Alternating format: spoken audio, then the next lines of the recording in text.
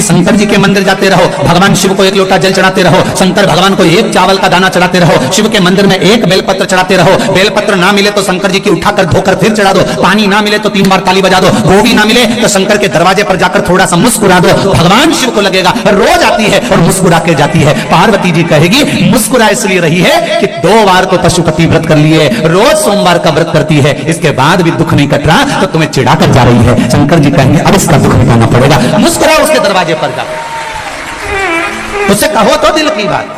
इस शरीर को लोग कहते हैं आपके गुरुजी ने कहा कि भगवान से कुछ नहीं मांगना चाहिए, पर हमारी तो शिव महापुराण की कथा कहती है जो कुछ भी मांगना संसार से मत मांगना, उस बताने से मांगना, जो दुनिया को देता है वो तुम्हें दे।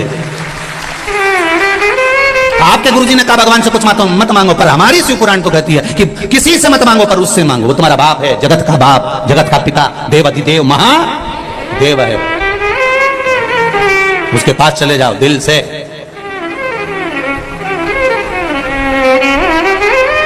ये आत्मा, ये शरीर, ये सोने की रकम है, इस शरीर को भगवान तक लेकर जाओ। दुख जब आता है तभी रकम दुकान पर जाती है, तो ये शरीर भी जब ही जाना चाहिए परमात्मा के द्वार। अब बहुत गंदा हो गया, बहुत तकलीफ में हूं, कहां जाऊं, सारी दुनिया में भटक कर देख लिया मैंने। कोई कहता है ये करो, कोई कहता है वो करो, कोई कहता है ये करो, कोई कहता है वो करो। जब देखो, जब यूट्यूब खोलो, फेसबुक खोलो, तो कहीं ना कहीं का महाराज मिल जाएगा बताता हुआ ये कर लो वो कर लो। अब कहीं नहीं जाऊंगी, अगर जाऊंगी तो एक लोटा जल लेकर शंकर के पास जाऊंगी, क्योंकि इस जल चढ़ाने में ना ढोंग है, ना प्रपंच है, ना छल है, ना बेईमानी है, ना किसी का मन दुख है, ना अपना मन दुख है। अपन शिव के भरोसे बस उसके सहारे पर एक लोटा जल चढ़ा कर आऊंगी और उससे कहकर आऊंगी कि मैं तेरे भरोसे पर, तेरे भरोसे।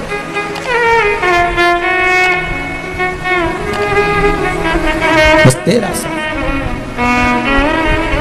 भोलेनाथ दया करना,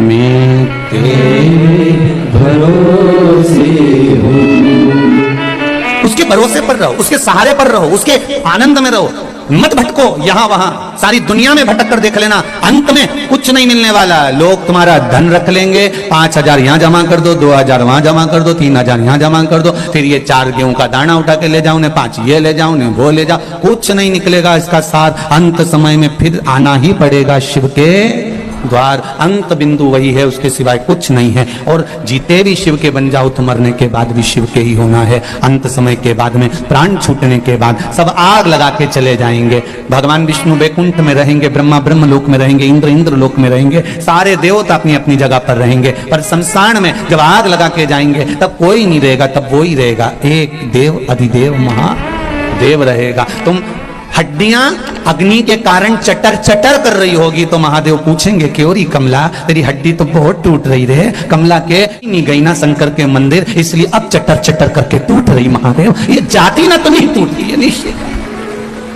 बहुत चटर चटर। जिंदा हो तब तक मोबाइल पे डीपी बदलते रहो, मरने के बाद तो एक फोटो फिक्स लगा रहेगा, फिर डीपी बदल ही नहीं पाओ।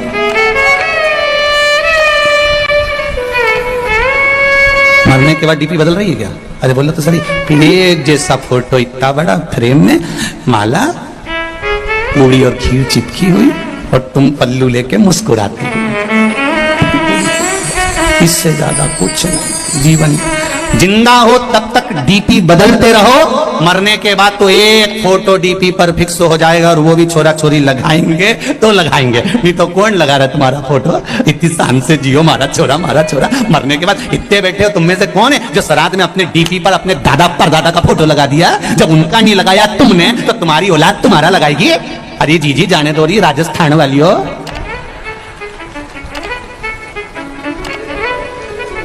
कोई नहीं याद करे, फालतू की बात। जब चले जाओ तो लोग बूंदी और सेव चढ़े खूब खाए, और कोई नहीं याद करे। कौन याद करेगा? जिंदगी है, अलमस्त होकर जियो, रोके नहीं, खुश होकर जियो।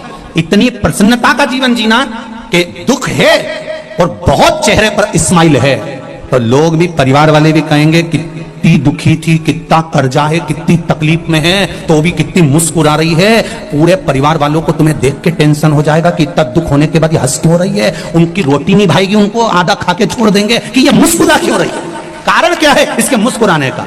इतना दुख होने के बाद, इतना कर्जा होने के बाद, इतनी तकलीफ होने के बाद, शरीर में इतना कष्ट होने के बाद भी जब देखो जब खजूर वाली चोटी करके खूब जोरदार दिखे तो भगवान कहते मुस्कुराते रहो, चेहरे पर प्रसन्नता होना चाहिए। आग लगे बस्ती में, आवाज नहीं है यजराम की, बोलो आग लगे बस्ती में और अपन रहो मस्ती में। क्या किसको रोइए, चादर तान के सोइए। अपने को क्या करना कि कौन क्या कह रहा है, कौन क्या बोल रहा है, वो बोले तो बोलने दो, आड़ा टेढ़ा बोले तो बोलने दो। हम तो बहुओं से भी कहते हैं तुम्हारी सास कुछ भी बोले वो बोलती रहे, बोलने दो, तुम तो भजन गाओ ना, तुम तो भजन, वो गाली दे तुम श्री शिवाय। बस सास को ऐसी देख के 2-4 बार बोल दो श्री शिवाय। सास भी बोलेगी कुछ जादू कर रही है क्या, बस इतना तो वो बोले कि जादू कर रही है ना, पता नहीं, मुझे तो नहीं मालूम, पर इस मंत्र में जादू हो सकता है। तभी तो महाराज व्यासपीठ से बोले और लोग लाखों की संख्या में मोबाइल और फेसबुक पर सुनते रहे। इस मंत्र में कुछ तो होगा, ये निश्चित है। जपो श्री शिवाय नमस्तुभ्यम, ये जिह्वा से जितनी बार निकलता है। शिव महापुराण में अभी कुछ समय पहले, 1-2 महीने पहले इंदौर में कथा थी, लोगों ने बहुत ऑब्जेक्शन लिया, ये श्री शिवाय नमस्तुभ्यम कहां से आया, ये कोई मंत्र है क्या, ये कोई साधना है क्या, लोगों ने खूब ऑब्जेक्शन लिया। उसके बाद में लोगों ने जब शिव पुराण में देखा, शिव पुराण में जब देखना चालू करा तो शिव पुराण में लिखा था विद्येश्वर संहिता में कि इस मंत्र को बोलने वाले का केवल मुख का दर्शन कर लो तो काम हो जाता है, उसमें लिखा है। जब लोगों ने इस मंत्र का ऑब्जेक्शन लिया कि ये मंत्र क्यों, श्री शिवाय नमस्तुभ्यम कहां लिखा, इस मंत्र का क्या प्रयोग होता है, इसको क्यों जपा जाए, जब लोगों ने इसको जब जनमानस में भेज दिया कि ये तो सियोर वाला महाराज ने बनाया मंत्र, ये तो फालतू का है, ये तो होना ही नहीं चाहिए, ये तो ऐसा नहीं होना, तब लोगों ने फिर पुराण में ढूंढा कि आखिर लिखा कहां है। तब इनने ढूंढा तो उसमें लिखा हुआ आ गया कि इस मंत्र का जप करने वाला व्यक्ति इसको केवल मुंह से बोल भी ले और उसका चेहरा भी देख लो तो ही मनुष्य का सब कार्य सफल हो जाता है। तो फिर बोलने में अपना क्या जाता है, प्रेम से बोलो श्री शिवाय नमस्तुभ्यम।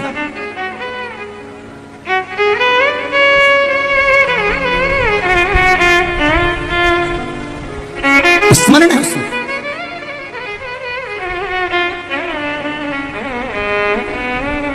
लोगों का काम है भरमाना, लोगों का काम है भटकाना, पर शिव महापुराण कहती है आपको भटकना नहीं, आपको शरणागति लेना। शरणागति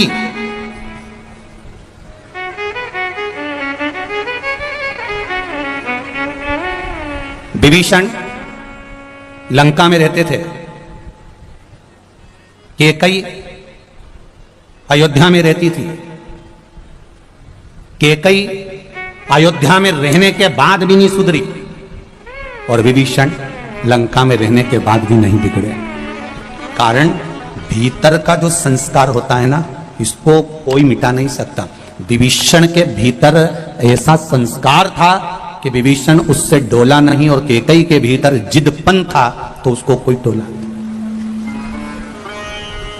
कोई नहीं। आज हिंदू सनातन धर्म के जितने त्योहार आते हैं, हिंदू सनातन धर्म की होली आई तो लोगों ने कहा पानी बचाओ, रंग मत लगाओ। दिवाली आई बम फटाके मत फोड़ो, प्रदूषण आएगा। नवरात्रि आए गरबा मत खेलो, ये हो जाएगा वो हो जाएगा।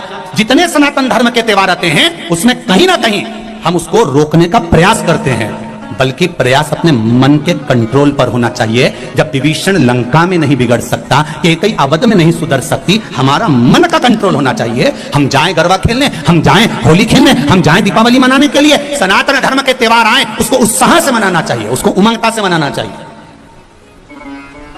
और अपने मन पर कंट्रोल रखना चाहिए कि हम कहीं गलत संगत में तो नहीं जा रहे। हमें हमारे माता पिता ने भेजा है, हमारे माता पिता ने हमको भेजा कि जाओ तुम, ये होली का त्योहार है, ये दिवाली का त्योहार है, ये गरबे का त्योहार है, ये त्योहार आया है, तुम अच्छे से मनाओ। रक्षाबंधन का त्योहार है, हमारे माता पिता ने जब विश्वास रखकर भेजा है तो हमारे माता पिता के विश्वास को हम तोड़े ना, बस इतना स्मरण होना चाहिए। बाकी का त्योहार कोई भी हो सनातन धर्म का, उसे दिल से मनाना चाहिए। जितनी उमंगता से मना सकते उतनी उमंगता से मनाओ।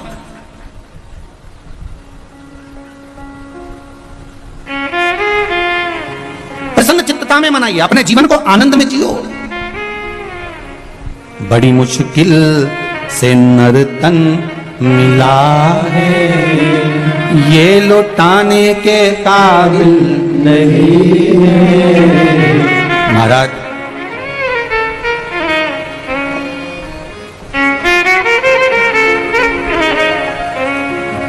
83,99,999 जन्म फालतू के मिलते हैं। उसके बाद मनुष्य का जन्म है 84 लाख हुआ।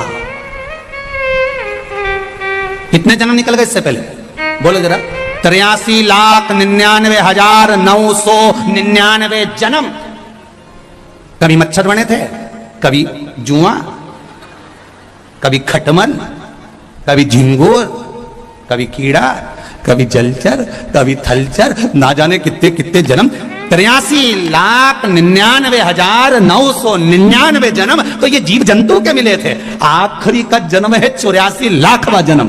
कौन सा? अरे बोलो जम के, मनुष्य का। और 84 लाखवां जन्म, और इसके बाद भी कोई गारंटी नहीं दी जीजी कि अपन वापिस मनुष्य बन जाएंगे। वापिस मनुष्य बने ये कोई भरोसा नहीं। अगर दूसरे का पैसा खाकर मर गए तो अगला जन्म भैंस का मिलेगा, और भैंस का जन्म मिलेगा, और जिसका पैसा खाकर मरे उसी के घर में दूध देना पड़ेगा, और वो नोच नोच के निकालेंगे। नोच खूब रोगी तुम भी कि हमने कौन सा पाप किया था जो इस सेठ जी के यहाँ सारा दूध देना पड़ रहा है। तो दूसरी भैंस समझाएगी तुम्हारे मोहल्ले की पड़ोसन, अरे अपन इसका खा के मर गए थे इसलिए निचोड़ निचोड़ के दे दे जब तक कर्जा पूरा नहीं हो जाए। खूब झूठ बोलेंगे, अपशब्द बोलेंगे तो अगला जन्म मेंढक का मिलेगा। जितना अनसन बोलेंगे तो हम तुम तो मेंढक बन जाएंगे, तुम मेंढकी बन जाओगे।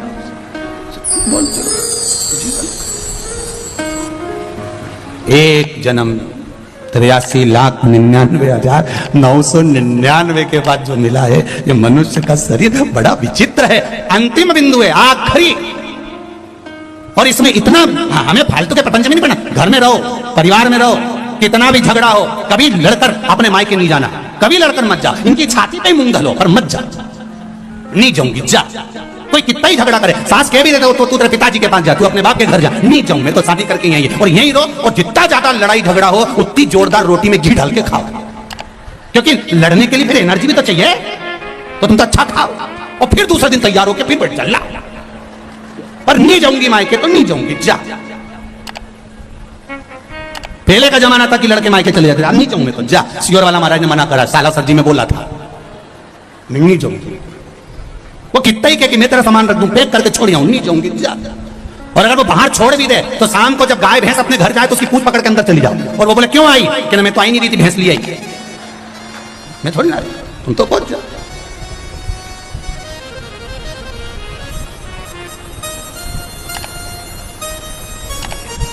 रहो प्रेम वश रहो। नियम ले लेना कि अब अपना 83,99,999 जन्म के बाद ये मनुष्य की देह मिली है, रोकर नहीं निकालूंगी, खुश होकर निकालूंगी। बीमारी आई है, रोग आया है, तकलीफ आई है, थोड़ा कर्जा हो गया है, टेंशन आ गया है, कोई बात नहीं। हर बात में एक बात को याद रखना कि मेरा देव अधिदेव महादेव मेरे साथ है, सब चिंता वो मिटा देगा। मेरा बालाजी सरकार बैठा है, सब टेंशन मिटा। क्यों सोच किसके लिए? महाराज मान सम्मान दुनिया देती है, अपमान मेरा देव देता है। इसलिए देता है कि वो अपनी ओर उसको मोड़ लेता है। थोड़ा थोड़ा कोई कभी आड़ा टेढ़ा बोल दे तो गुस्सा नहीं होना, बहुत सोचना कि भगवान ने अपनी ओर खींचा।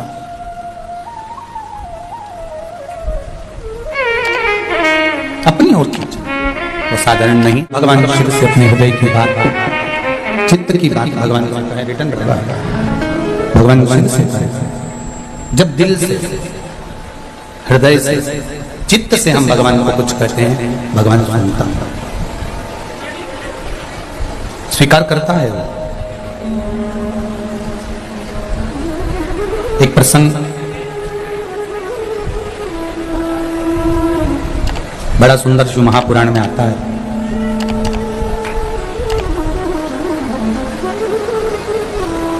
कि माता अंजना गौतम बाबा और मतंग बाबा के कहने पर आराधना कर कर जब शिव रूपी पुत्र को ही प्राप्त कर सकती हैं, तो भगवान के भजन में, भगवान की भक्ति में वो बल है, कि हम भी परमात्मा से परमात्मा को ही प्राप्त कर सकते हैं। ये नहीं है कि परमात्मा हमसे दूर है, हमारे भीतर जो है वो आत्मा है। विश्वास के बल पर हम जिसको प्रकट कर लें वो परमात्मा। सारी समस्या का हल एक लोटा जल। बस जैसे पार्वती मैया ने भगवान शंकर से एक प्रश्न किया कि शिवजी, हे ओघड़दानी, हे बागंबर धारण करने वाले, मुझे आपसे केवल एक प्रश्न करना है कि मृत्यु लोक में भजन करने का कोई एक निश्चित समय रखना चाहिए या नहीं? कई लोग कहते हैं हम सवेरे 9 बजे पूजन करने बैठते हैं। हमारा नियम है 9 बजे से 10 बजे तक मैं पूजन करती हूँ। मैं 8:30 बजे शिव जी के मंदिर जाती हूँ। मैं इतनी बजे भगवान के मंदिर पहुंचती हूँ। मैं इतनी बजे भगवान का ये कार्य करती हूँ। समय से नहीं है। दो बहनें थी, घर में चक्की नहीं थी। जब घर में चक्की नहीं तो दोनों बहनों ने विचार करा कि फिर ये गेहूं को कहां ले जाकर पीसे। किसी पड़ोसी के यहां गए और पड़ोसी के यहां जाकर दोनों बहनें गेहूं पीसने लगी। एक बहन उसमें से गेहूं का दाना उठाती है, खाती है, पीसती रहती है। दूसरी देख रही है, पहली उठाती जाए, खाती जाए, पीसती जाए। किसी किसी की आदत रहती है कि वो गेहूं या बाजरा या जौ कुछ भी पीसते पीसते मुंह में का दाना पटक लेती है, खाती जाए।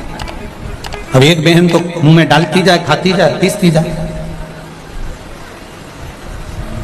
दूसरी मना कर रही है। क्यों? पागल जैसे काम कर रही है। जब आटा पिस जाएगा, गेहूं का आटा हो जाएगा, तब घर पर चल के रोटी बना के खाएंगे। अभी तो मुंह में डाल रही है, अच्छी बात थोड़ी ना।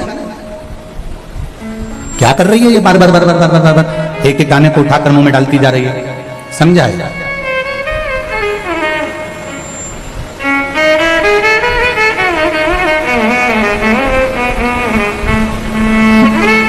अब जिस गांव में ये दोनों बहनें रहती थी, दोनों गेहूं पीस रही थी, आटा बना लिया, एक खाती रही, पीसती रही, दूसरी उसको समझाती रही। उसी गांव में कबीरदास जी रहते थे। और उसी गांव में जब कबीरदास जी रहते तो ये दोनों बहनें जब आटा लेकर चली और चलते ही इन दोनों बहनों का पांव फिसल गया और फिसला और पूरा आटा कीचड़ में चला गया। अब आटा कीचड़ में गया, कबीरदास जी ने वहीं खड़े होकर बोल दिया, आटो पड़ो कीच में कछु न आयो हाथ, पीसत पीसत चबायो सोई निभायो साथ। अब कबीरदास जी लिख रहे हैं कि आटो पड़ो कीच में और कछु ना आयो हाथ, और पीसत पीसत जो चबायो वही दियो साथ। शिव महापुराण में यही कह रही है कि भगवान के लिए अलग से समय निकालने की जरूरत नहीं है। अपनी चलती हुई जिंदगी में, चलती हुई चक्की में, चलते हुए समय में भगवान के नाम का दाना मुख में डालते चलो। कब जीवन निकल जाएगा और ये जीवन कब खप जाएगा, कोई भरोसा है क्या?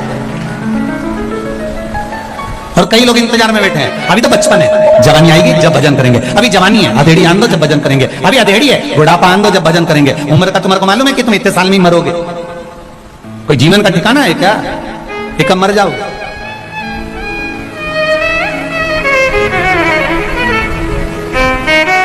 काल करे सो आज कर, आज करे सो अब, पल में प्रलय हो जाएगा, हरि जपेगा तब। ये जीवन का कोई भरोसा नहीं, कोई ठिकाना नहीं कब क्या हो जाए। हाँ, अगर तुम्हारा विश्वास पक्का है, तुम्हारी भरोसा जड़ी है, तुम भरोसे के बल पर जी रहे हो, तो ये निश्चित है कि शिव तुम्हें साथ। एक पत्र आया है, पत्र बहुत सारे।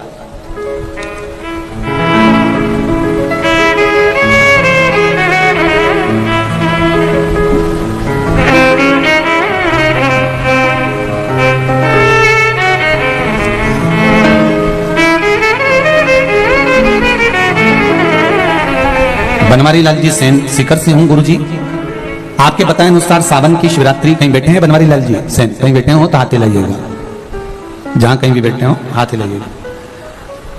आपके बताए अनुसार सावन की शिवरात्रि पिछले साल मेरी बेटी ने पूजा की और अभिषेक किया। 14 साल उसकी शादी को हो गए थे, संतान नहीं थी गुरुदेव। 14 साल के बाद मई के महीने में 2022 को मेरी बेटी के घर संतान हुई है। मैं बाबा को भोग लगाने आया हूं। ये शिव है। एक पत्र और देखिए,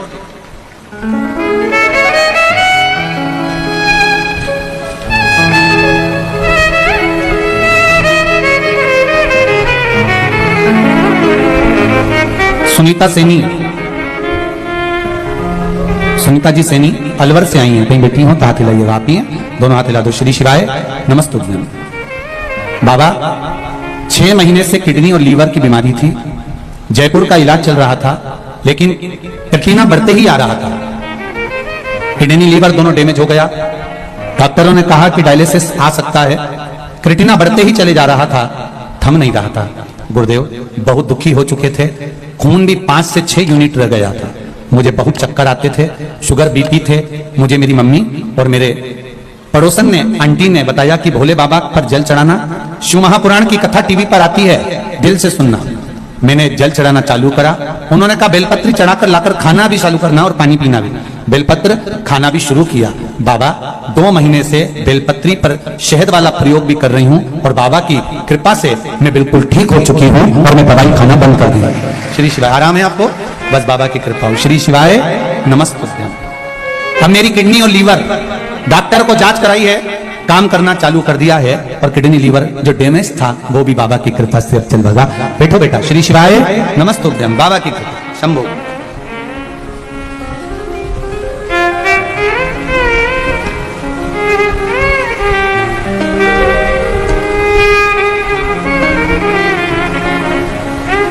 दीपिका शर्मा रतनगढ़ चुरू से हैं, कहीं बैठी हो तो हाथ हिलाएंगे। आप ही हैं, दोनों हाथ हिला देगा। श्री शिवाय नमस्तोभ्यम।